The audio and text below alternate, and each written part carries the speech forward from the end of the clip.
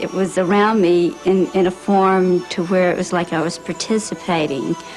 But it was participating in the mind or in thought. But it just seemed like a lifetime of pain happened in just a short period of time.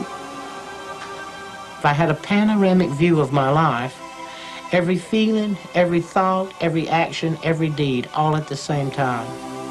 The same time. And as it started happening, I began to see how I affected the person that I had the encounter with or the experience, whether it be me personally or whether it be someone else. And then how they were affected, how it was one step removed from us and how they were affected. And believe me, there is nothing hidden in your life. If you imagine this panorama of your life as like a still pond, and each action in your life is like a pebble which you flip into that pond. At the point where that pebble impacts on the surface, you see ripples going out. Right. But he said that as these ripples in this panorama impinge on others, then you can see the secondary effects going off from those people in the form of ripples. I see. So I think it illustrates how tied in we all are to one another in this life, how profoundly our actions and our feelings affect others. And of course, in this life review, we're made aware of that in a very profound way. Yeah. And people say, too, that it's not the events in your life that you would necessarily expect which get reviewed. It's not the big accomplishments, but rather the simple acts of kindness, often things that you would even have forgotten. You will see the things that you did out of your heart, helping an old woman, picking a kid up, helping someone, an action that you take, uncalculated, unthought, just out of goodness of your heart. These things herald through the universe, not your great accomplishments, not what you achieve or what you think has value. The little things have value. And what I had always thought was important and nice things I had done, they didn't even count for anything. It's the little unknown things that you do for one another. And love there is always helping to give others love and helping hand along the way, and at the same time you're benefiting because you're receiving also. And the question was, what have you done with your life to show me? Well, I'm looking around this panoramic view, and I'm hoping that he'll notice some good things, and of course I'm trying to pick the best thing and hoping he won't see some rather embarrassing things that happened to me as a teenager. And I thought, well, I was an Eagle Scout. Immediately came back, that glorified you. Again, the answer the second time, what have you done with your life? But this time the emphasis was on to show me. But I understood what he was saying. He was asking me, had I learned to love my fellow human beings the way that he totally accepted and loved me? And when you look at it from a place to review and to be critical of yourself, not to be judged, to be condemned. There is no condemnation in it. There is none. There is nothing but, hey, look at yourself. Look who you really are. And look what you've done. And then give it a value in the eyes of God. The death experience gives you a value of what that love is, that you are so deeply loved and that you yourself so deeply love. You begin to sense a part of yourself greater and far more magnificent than you ever give yourself credit for. Frequently, too, people tell us that this being is also interested in the knowledge that they've acquired in this life. If there's a scene in which one is seeking knowledge by taking a course or attempting to understand something, that this being comments in an almost offhanded sort of way, that even after we die, the process of learning goes on, and that what we learn here we can take with us to the next realm. People say that love primarily, and then in a secondary, almost grace note sort of way, that it seems to be the knowledge and the understanding we acquire. How interesting. After a time in this light,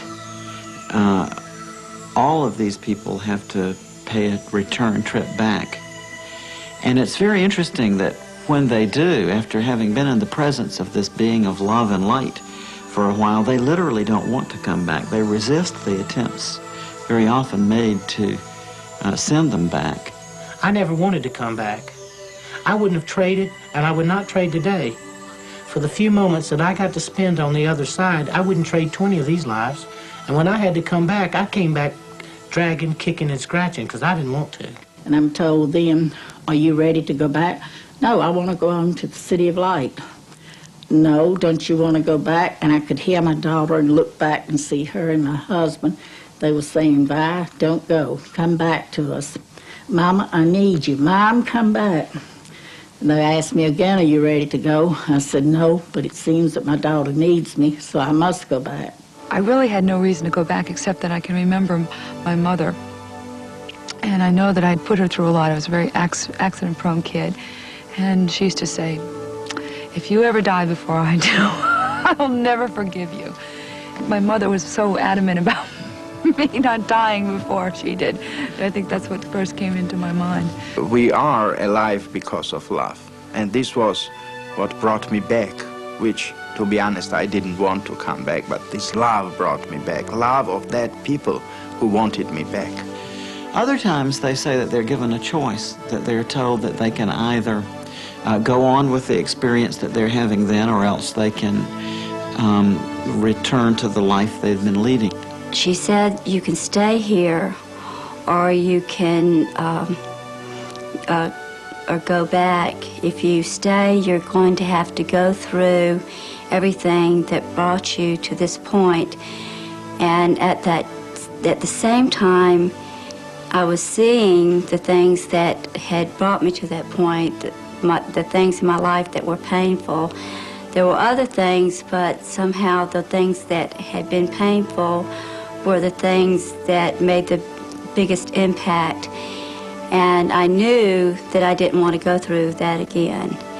So there is no way to escape that if you try to kill yourself and you succeed, somehow you're going to have to go back and live the life from the beginning and go through everything that was painful in your life, and then have to go from the point where you killed yourself also.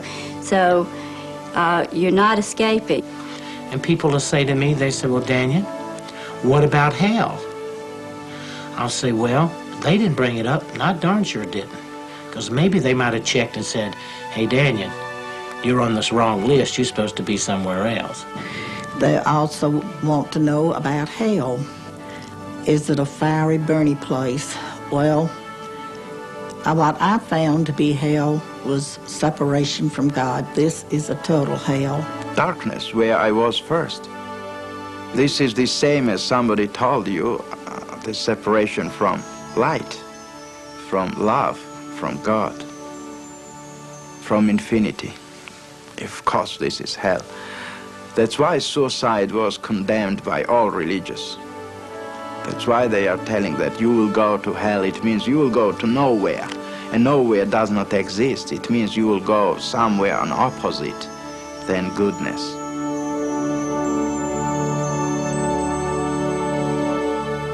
Very often they're told, it's not your time to die yet. You've got things left to accomplish, so you must go back.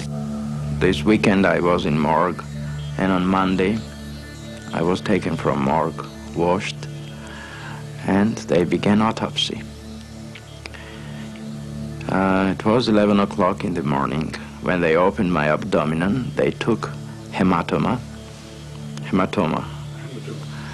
and they began this T kind autopsy, and some great power took me with neck, I think that part I can explain, and pushed me down. And I saw this movement down, and then I felt my headache, and I opened eyes. And this was coming back to my body. The next thing that I knew, I was floating over my body in the emergency room, and they were working on me. Then they stopped working on me. They put a sheet over me. They filled out a piece of paper, and they rolled me in a room. And I was lying in that room,